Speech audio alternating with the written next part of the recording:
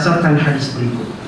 An Jabir ibn Abdullah al-Ansari qala qala Rasulullah sallallahu alaihi wasallam u'titu khamsan lam yu'tahunna ahadun qabli kana kullu nabiyyin yub'athu ila qaumihi khassatan wa bu'ithtu ila kulli ahmara wa aswada wa ahillat liyal ghanaim wa lam tuhalla li ahadin qabli وجعلت لي الأرض طيبة طهورا ومسجد فأيما رجل أدركته الصلاة صلى حيث كان ونسلت بالرعب بين يدي مسيرة شهر وأعطيت الشفاعة.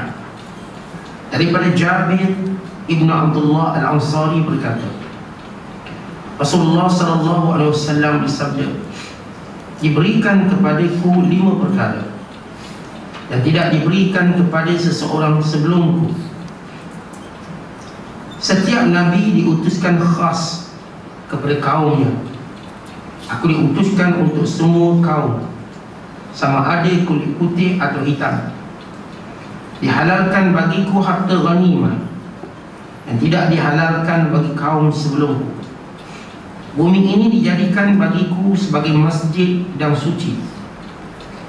Siapapun di kalangan umatku jika datang waktu solat, maka boleh bagi mereka untuk menunaikan solat di mana pun mereka berada. Dan aku diberikan pertolongan daripada perasaan gelisah sepanjang perjalanan 1 bulan. Dan aku diberikan syafaat. Hadis riwayat Bukhari. Diriwayatkan oleh Imam Ahmad daripada Amru bin Shu'aib, daripada bapanya, daripada datuknya, sesungguhnya orang-orang sebelumku mereka menunaikan solat hanya di tempat peribadatan mereka. Hadis yang sahih dalam Musnad Ahmad.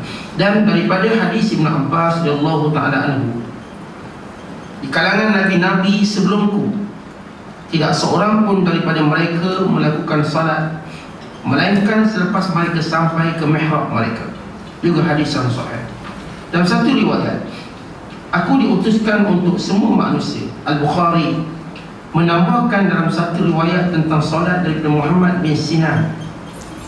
Menurut Imam Ahmad, hadis itu berbunyi, u'titu khamsan lam yu'tahunna nabiyyun qabli wa la aquluhunna fakhran wa u'titu syafa'ata fa akhartuha li ummati fahiya liman la yushriku billahi syai'an. Telah diberikan kepadaku 5 perkara yang tidak diberikan kepada Nabi sebelumku, dan aku tidak menganggap suatu kebanggaan. Aku diberikan syafaat, maka aku pilihkan untuk umatku yang tidak mempersekutukan Allah dengan sesuatu yang lain, meskipun dia telah melakukan dosa-dosa. Hadis sahih sebagaimana kata Syu'aib an-Nawawi. Yang riwayat Amru bin Shu'aib, masih lagi Amru bin Shu'aib, syafaat tersebut adalah untukmu dan orang-orang yang bersaksi bahawa tidak ada Tuhan yang benar untuk disembah melainkan Allah. Al-Hafiz Ibn Hajar berkata, maksud syafaat khas dalam hadis ini adalah tidak diterima amalan orang yang tidak ada tauhid. Begitu juga maksud syafaat adalah syafaat yang pertama ketika hari penghakiman.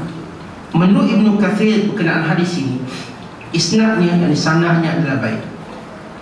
Bukan berarti keistimewaan Rasulullah SAW terhad pada 5 perkara ini. Imam Muslim meriwayatkan dalam sebuah hadis an Abi Hurairah anna Rasulullah sallallahu alaihi wasallam qala fuddirtu 'ala al-anbiya bi-sittin u'titu jawami' al-kalim wa nusirtu bir-ru'bi wa uhillat li al-ghanaim wa ju'ilat li al-ardu tahuran wa masjida ursiltu ila al-khalqi kaffatan wa khutima biyan nabiyyun. Daripada Abi Hurairah, sesungguhnya Rasulullah sallallahu alaihi wasallam bersabda, aku diberikan keutamaan ke atas nabi-nabi yang terdahulu dengan 6 perkara. Aku diberikan jawami'ul kalim, aku ditolong dari sifat ketakutan, dijadikan bumi ini bagiku sebagai masjid yang suci, aku diutuskan untuk semua makhluk, dan aku sebagai penuntut para nabi. 5 perkara dalam hadis Jabir kecuali syafaat, dan ditambah dengan 2 perkara yang diberikan kepadaku jawami'ul kalim, dan aku menjadi penuntut para nabi. Difahamkan dalam hadis tersebut dan hadis Jabir ada 7 perkara. Ini di antara sejumlah hadis Nabi SAW yang menceritakan kelebihan Nabi SAW dibandingkan dengan Nabi-Nabi yang lain. Walaupun riwayat pertama menyebut 5, riwayat kedua menyebut seterusnya, sehingga dibilang, dihitung, dijadikan 7. Kita perlu tahu bahawa kelebihan Nabi SAW dibandingkan dengan Nabi-Nabi yang lain cukup banyak. Ia menjangkau yang lebih daripada 60 kelebihan. Setengah mengira, menghitung, menggabungkan dan juga meneliti hadis-hadis yang lain. Setengah mereka mengatakan 60 lebih hadis, 60 lebih kelebihan yang ada pada Nabi SAW.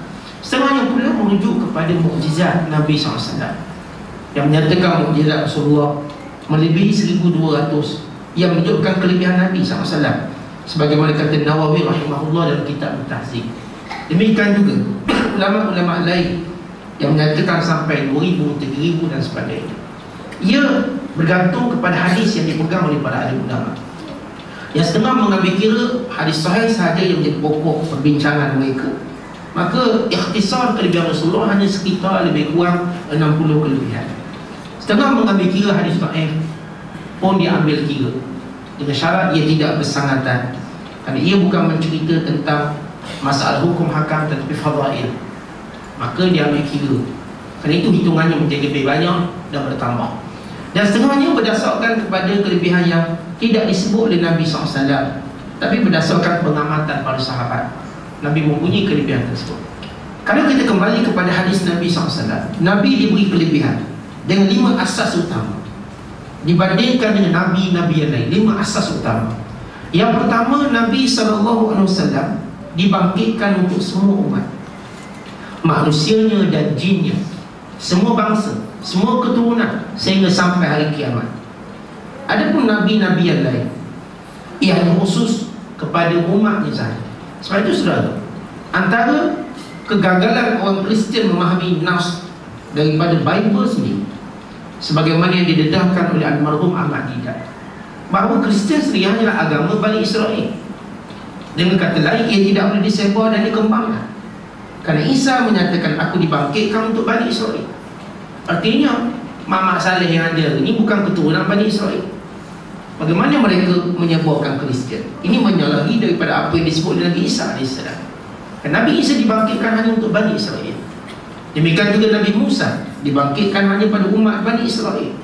Sedangkan kata-kata Kristian hari ini bukan umat Bani Israel. Maka ini suatu penyelewengan nas.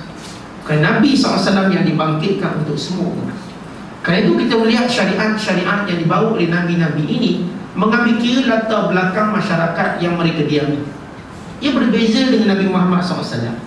Syariat yang dibawa oleh Nabi SAW itu bersesuaian pada semua umat, semua bangsa, sehingga hari kiamat.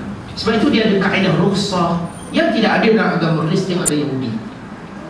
Dalam Islam ada rukhsah, yakni keringanan, kelonggaran berdasarkan kepada kemampuan yang disebut oleh Allah Ta'ala. Doa orang beriman, Rabbana la tu'akhidna in nasina aw akhtana, Rabbana wa la tahmil alaina isran kama hamaltahu ala alladhina min qablina, Rabbana wa la tuhammilna ma la taqata lana bi, wa'fu anna waghfir lana warhamna anta maulana fansurna 'alal qawmil kafirin. Wahai Tuhan kami, jangan Engkau hukum kami, mengazab kami disebabkan kami lupa atau tersalah. Wahai Tuhan kami, jangan Engkau bebankan kepada kami satu syariat yang tidak mampu kami lakukan sebagaimana Engkau telah lakukan pada umat-umat terdahulu. Wahai Tuhan kami, ampunkan dosa kami, rahmatilah kami, sehingga seterusnya. Ini menunjukkan bahawa dasar syariat umat Muhammad SAW ia bersesuaian sepanjang zaman. Sebab itu, walaupun dikatakan, oh, kenapa semua kena belajar bahasa Arab, ini di luar kemampuan, maka persoalannya, bila kita sebut belajar bahasa Arab, belajar berapa rangkap? Banyak mana je kita belajar kalau orang bukan Arab seperti kita? Hanya baca Al-Fatihah yang menjadi wajib, yang lain-lain disunatkan. Hanyalah bacaan tahiyat yang menjadi wajib, bacaan zikir-zikir yang lain disunatkan. Dengan kata lain, ada 2 je yang wajib. Ada pun niat yang berada dalam hati, yang tidak perlu dilafazkan dengan lafaz bahasa Arab. Lafaz itu hanya membantu, tetapi memadai secara ijma' ulama datangkan dalam hati, yang boleh didatangkan dengan bahasa terjemahan. Jadi sebab ini kesesuaian. Sebab itu bila kita mengkaji seluruh syariat agama Islam, Ia menunjukkan kesesuaiannya dan kemampuannya dalam menghadapi semua masyarakat. Hatta Islam letakkan garis panduan hubungan kita dengan orang kafir, hubungan kita dengan musuh, hubungan kita dalam peperangan dan sebagainya, kerana ia agama yang sempurna. Baik, itu satu kelebihan. Kemudian kita lihat kelebihan Nabi SAW.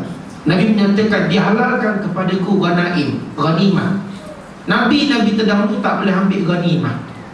Ghanimah ialah harta yang diperolehi apabila peperangan berlaku.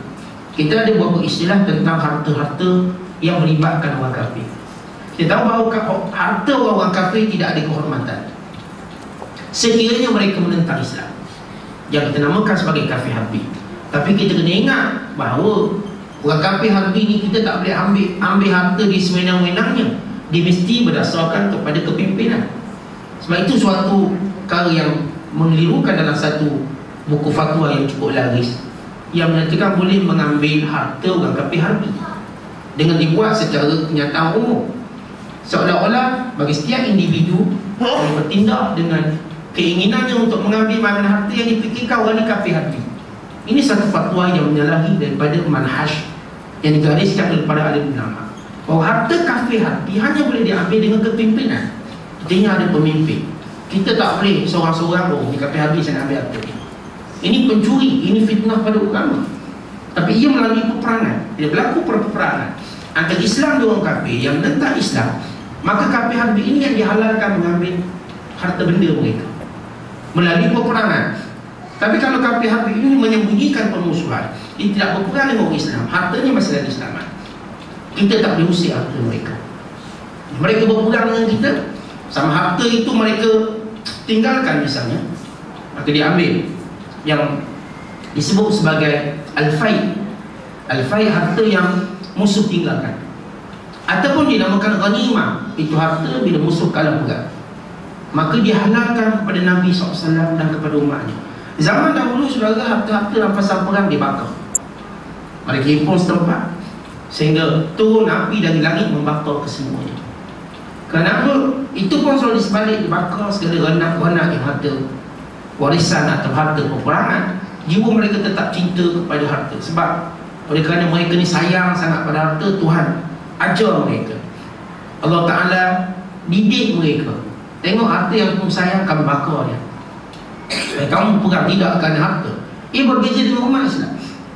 Walaupun bila umat Islam berperang, antara keuntungannya dia akan membawa pulang ghanimah, harta rampasan perang. Tapi umat Islam ni bercita-cita untuk mati syahid lebih tinggi daripada cita-citanya bagi memiliki harta itu. Sebab itu harta itu dihalalkan pada umat Islam, yang menunjukkan apabila qasak dah betul, maka segala dunia menjadi halal. Qasak betul, orang tu perang, qasak ni betul nak mati syahid, maka bila dia menang, harta itu halal baginya. Maka ini kelebihan Nabi Muhammad SAW dan umat. Yang ketiga, kelebihan Nabi SAW disebut dalam hadis ini, dijadikan bumi ini suci dan bersih. Saudara, penafsiran bumi ini suci dan bersih bermaksud umat dahulu berdasarkan hadis Bazzar, berdasarkan hadis dalam Musnad Ahmad, umat dahulu kalau nak sembahyang, mereka kena cari mihrab, mereka kena cari kanais. Kana yusalluna fi kanaisihim, mereka kalau nak sembahyang kena cari kanais. Kanais ni disebut, terjemah lagi ni makna gereja, itu tempat ibadat. Sekiranya mereka nak sembahyang kat luar tepi, tak sah, tidak diterima solat begitu. Mereka mesti masuk dalam untuk solat. Sebab itu bila Umar Khattab dibuka bumi Filastin, lalu padri Kristian berkata sembahyanglah dalam gereja, dengan maksud bahawa dia menyangka Islam sama dengan mereka, solat mesti dalam gereja. Lalu kata Umar Khattab, tidak, saya akan solat di luar. Kesolat di luar, maka umat Islam bersih, sapu-sapu sikit, maka Umar Khattab pun solat, menunjukkan bumi itu bersih. Dan ini suatu tamparan kepada padri yang melihat sembahyang hanya berada di gereja. Sebab itu umat Islam boleh sembahyang di mana sahaja. Kita boleh sembahyang di masjid, di surau, musalla. Musalla tempat yang kita kadang-kadang himpunkan orang untuk melakukan solat seperti hari raya misalnya. Musalla ni maksudnya tempat sembahyang, tapi dia tidak bersifat sentiasa, sekali-sekali. Untuk event besar seperti solat hari raya, seperti solat gerhana, seperti solat minta hujan istisqa, kita mungkin buat kat padang, tanah